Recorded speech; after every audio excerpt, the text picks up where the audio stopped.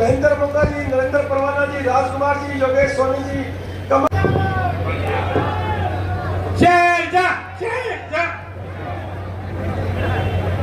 बहुत बहुत धन्यवाद। हमारे साथ आए हमारे साथी पूर्व सांसद डॉक्टर सुशील इंदौरा जी, पूर्व सीपीएस प्रहलाद सिंह गिलाखेड़ा जी, पूर्व विधायक बलवान सिंह दौलतपुरिया जी,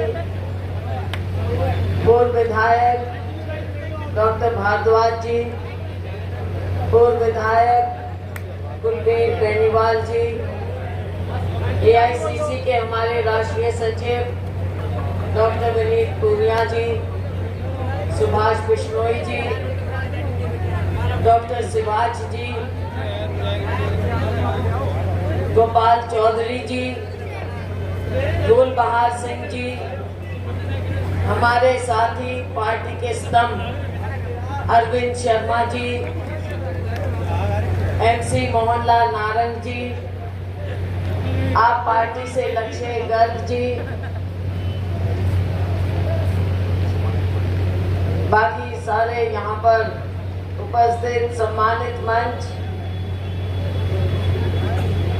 हमारे सफाई कर्मचारी राष्ट्रीय आयोग के पूर्व सहोत्रा जी और बहन विद्यारती जी, सीमारती जी, रतन आनंद जी,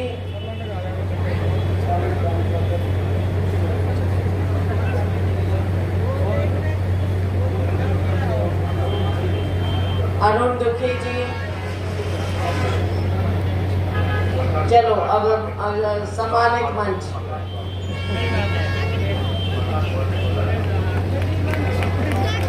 आकाश कुमार जी, चलो हाँ आप सब यहाँ पर उपस्थित मेरी बहुत ही प्यारी बहनें, मेरे सम्मानित बुजुर्ग और नौजवान साथियों, जिनका जोश अभी देखने को मिल रहा है। इतने समय से आप बैठे हैं लेकिन आपका जोश कम नहीं हुआ है। आपको बहुत बहुत सलाम, बहुत बहुत सलाम।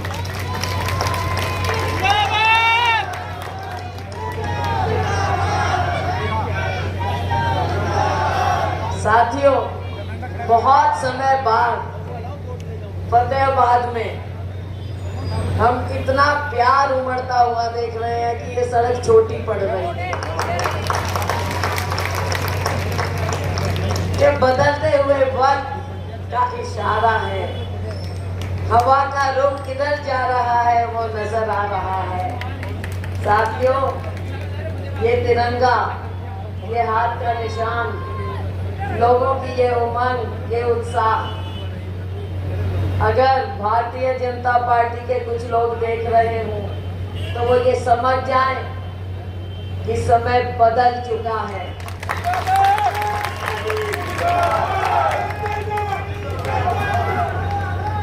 10 साल हो गए, आप लोगों ने बहुत मौका दे दिया भारतीय जनता पार्टी को। बहुत सुन ली आपने जुमलेबाजी, बहुत सुन लिए माननीय मोदी जी के लच्छेदार भाषण।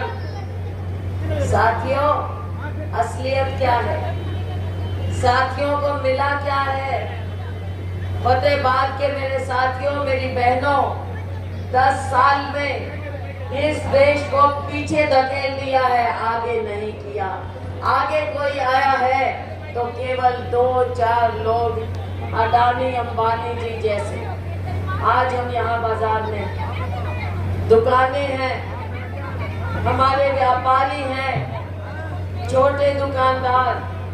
साथियों, आज इनका हाल देख लीजिए। आज लोकतंत्र में इनकी आवाज नहीं उठ सकती। कभी जबान में बोलते हैं क्योंकि इनके ऊपर रेड का डर है।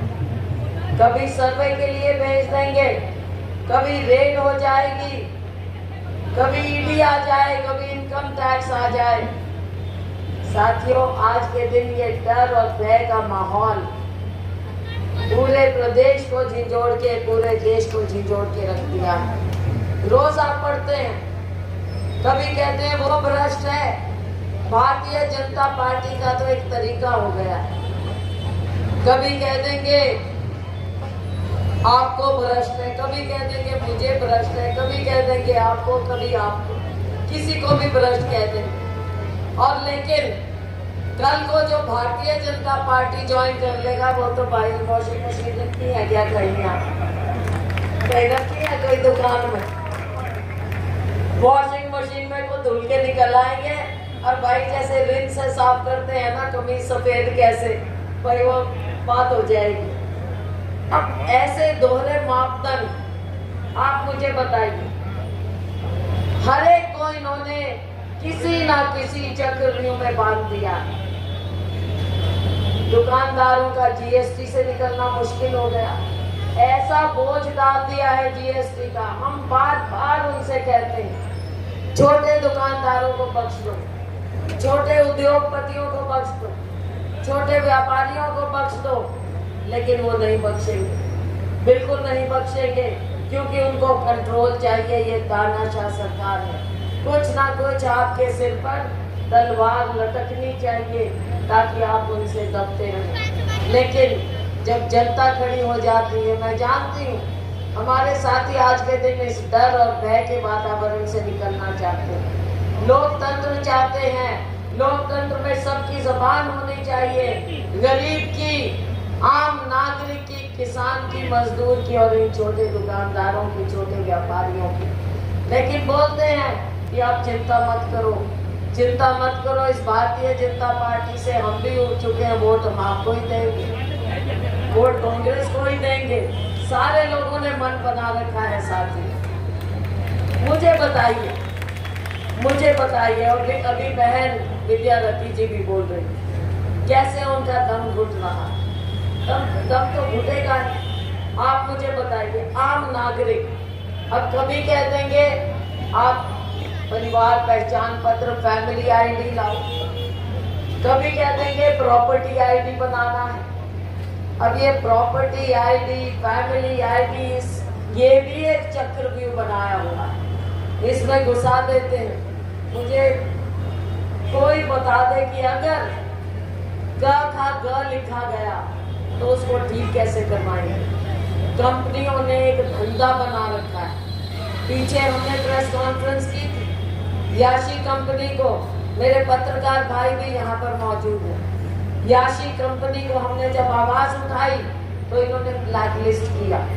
लेकिन अब नए मुख्यमंत्री ने उनको फिर क्लीन चिट दे दिया, उनका 62 करोड़ का भुगतान भी कर दिया। पहले खुद माना कि घपला हुआ है। आप मुझे बताओ, अगर थोड़ी सी गलती हो जाएगी उसको ठीक करने के लिए कितने दिन आपको चक्कर काटना पड़ेगा। प्रॉपर्टी आईडी के लिए एक कमरा किसी के नाम कर दिया, दूसरा कमरा किसी और के नाम कर दिया, उसको आप ठीक कैसे कराओगे। हर तरह से हर नागरिक को इन्होंने प्रताड़ित किया है।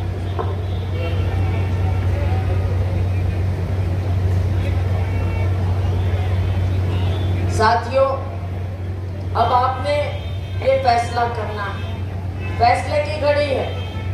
लोकतंत्र भी कायम होना चाहिए, हर एक की आवाज भी होनी चाहिए, हर नागरिक को भय और डर के वातावरण से मुक्त करना है। आज हमको अपने देश को बचाना है, भाईचारे से बचाना है, लोगों को गुमराह होने से बचाना है। मेरी माताएं बहनें मुझे बताओ, आप सब बताइए, भगवान राम जी का नाम लेते हैं ना, हमारे माँ बाप ने सिखाया, दादा दादी ने सिखाया, भाजपा ने तो नहीं सिखाया, ये तो हमारे घर के हैं, आपके दिल के हैं भगवान राम। तो भगवान राम पर भारतीय जनता पार्टी का सर्टिफिकेट कैसे लग सकता है? या भगवान जी के नाम पे ये सर्टिफिकेट लगाएंगे? भगवान राम जी पहले थे, आज हैं, कल रहेंगे, हम रहे ना रहे, कोई पॉलिटिकल पार्टी रहे ना रहे, तो ये भाजपा कहाँ से सर्टिफिकेट देने वाली आ रही है? भाई काम की बात करो, काम की बात करो। भगवान जी का नाम लाओगे आप, भगवान जी के नाम से वोट लोगे, भगवान जी माफ नहीं करेंगे। भगवान जी को भाजपा का सर्टिफिकेट नहीं चाहिए। भगवान जी तो सृष्टि को सर्टिफिकेट देते हैं और ये भाजपा भगवान जी को सर्टिफिकेट, राम जी को सर्टिफिकेट देगी। गुमराह मत होना। चुनाव के टाइम पे इनको यही बातें याद आ जाती है।